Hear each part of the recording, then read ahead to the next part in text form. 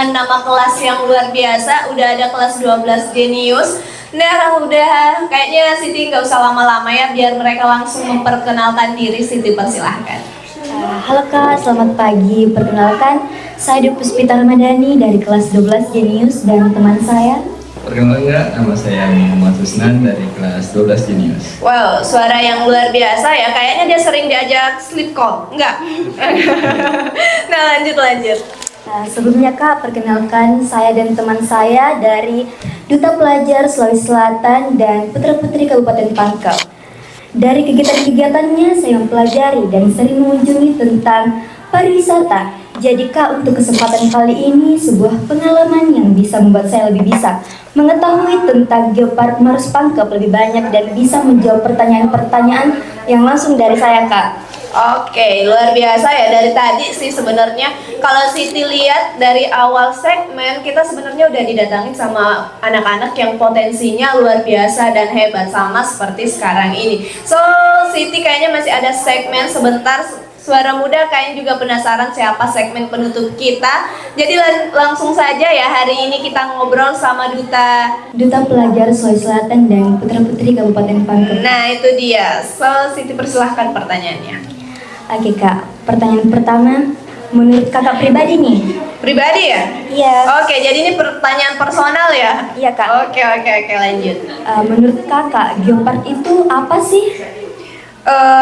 Menurut Siti ya, sebagai Siti pribadi, Siti melihatnya Geopark ini sebagai salah satu aset alam dan budaya yang paling berharga dimiliki sama Sulawesi Selatan. Karena kita lihat kawasan ini bukan hanya indah secara visual, kita juga punya hamparan kars raksasa, gua-gua prasejarah, dan bentang alam yang unik, tetapi juga menyimpan cerita hidup manusia pada zaman dahulu, ya kan? Jadi dari gua-gua itu kita bisa lihat, oh ternyata ada kehidupan sebelum Indonesia, sebelum kehidupan modern ya, sebelum zaman modern. Dan buat orang-orang yang tertarik sama mempelajari hal itu sebenarnya jadi salah satu potensi buat jadi pembelajaran sama kita. Jadi banyak orang yang ngira, oh kalau kita belajar arkeolog berarti kita belajar ilmu yang berat, tapi sebenarnya enggak. Sebenarnya kalau kita belajar arkeolog, kita tuh lagi belajar soal kehidupan kita sendiri. Jadi kita belajar gimana manusia dulu mencoba bertahan hidup dengan keadaan seadanya, sedangkan kita yang udah dikasih fasilitas luar biasa ini masa nggak bisa. Nah, itu sebenarnya menurut Siti pribadi melihat lukisan-lukisan di gua atau pembelajaran soal zaman dahulu. Nah gitu. Terus yang membuat Geopark Maros Pangkep ini istimewa adalah keseimbangan antara wisata, konservasi, dan edukasi di kawasannya. Jadi kawasannya ini bukan sekedar tempat untuk foto, tetapi tempat yang membentuk identitas kita sebagai masyarakat Pangkep. Dan melihat bagaimana Geopark ini mulai dikenal secara internasional, membuat Siti sendiri merasa, wah ternyata potensi kita luar biasa, yang harusnya bisa kita jaga, seharusnya bisa kita buat lebih baik lagi. Nah, itu menurut Siti pribadi. Oke Kak, pertanyaan dari saya, apa sih sambutan media dengan Geopark Maros Pangkep? Sebenarnya kita sebagai media tentu saja yang pertama menyebarkan informasi yang edukatif, itu penting.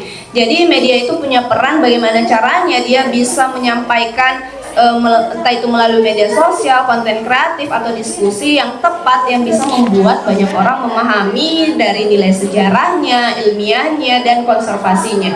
Itu salah satunya. Terus kita juga media mendukung pariwisata berkelanjutan. Jadi kita dukung nih setiap kegiatannya mereka biar semua orang tahu, oh ini bukan cuma sekedar peresmian, tapi ternyata di belakang-belakang mereka juga mengadakan banyak kegiatan. Nah, itu juga media punya peran penting ya, karena dia membantu buat menyebarluaskan kegiatan-kegiatan tersebut.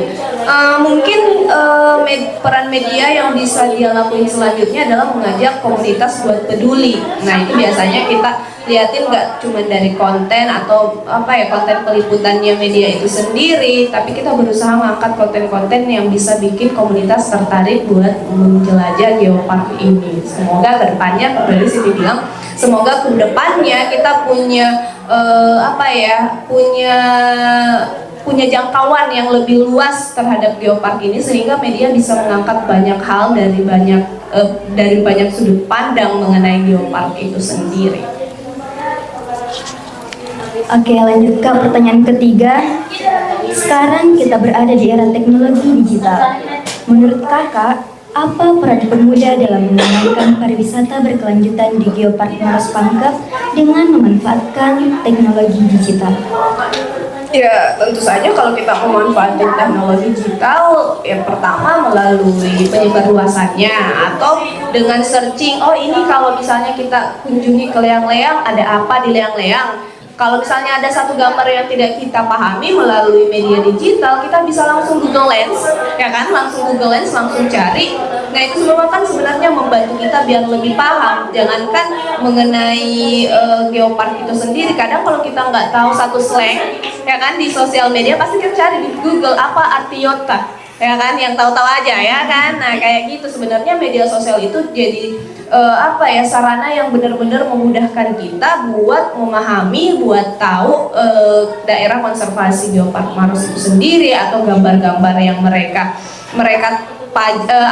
tampilkan atau apa aja benda atau sesuatu yang menjadi kawasan dari Geopark Maros ini. Misalnya kalau kita searching arti gambar tangan yang ada di goa ini apa, nah itu kan semuanya bisa kita lakuin melalui media sosial, nggak usah bawa buku yang tebal kan. Nah itu sebenarnya mempermudah kita buat menjangkau informasi yang lebih luas. Nah itu menurut Siti sih.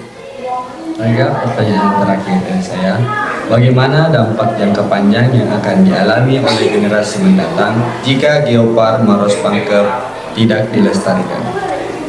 Yang pertama ya mungkin kita bakalan punya kerusakan alam misalnya kalau kita nggak aware sama Geopark Maros ini, karena kalau Siti lihat sendiri Geopark Maros ini udah jadi bagian besar sama kawasan Pangkep itu sendiri. Bahkan Pangkep terkenal misalnya karena dia salah satu ada kepulauan Supermonde-nya, nah kayak gitu-gitu. Jadi kalau kita nggak jaga, kita kehilangan identitas kita sendiri yang pertama, dan tentunya merusak alam karena kita nggak berusaha buat hidup seimbang lah sama alamnya kita.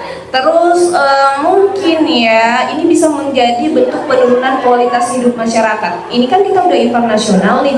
Kalau kita nggak bisa jaga ini di mata internasional, Siti khawatirnya orang-orang internasional pikir kita nggak bisa menghargai nggak bisa menghargai apa yang udah diberikan sama kita, nggak bisa menghargai keunikan kita sendiri. Jadinya Siti khawatirnya di masyarakat internasional kita punya statement atau pandangan negatif lah mereka ke kita kalau kita nggak bisa jaga apa yang kita punya. Itu sih menurut Siti. Wah, jawaban dari kakak sangat jelas ya. Nah, itu dia. Kalau kalian masih punya pertanyaan boleh banget, ada lagi? Sudah cukup kak. Oke, itu dia ya dari kelas 12 Jenius, dan mungkin Siti masih ada segmen terakhir sebelum kita ngobrol lepas sama kalian semua. Tetap enjoy and stay tune di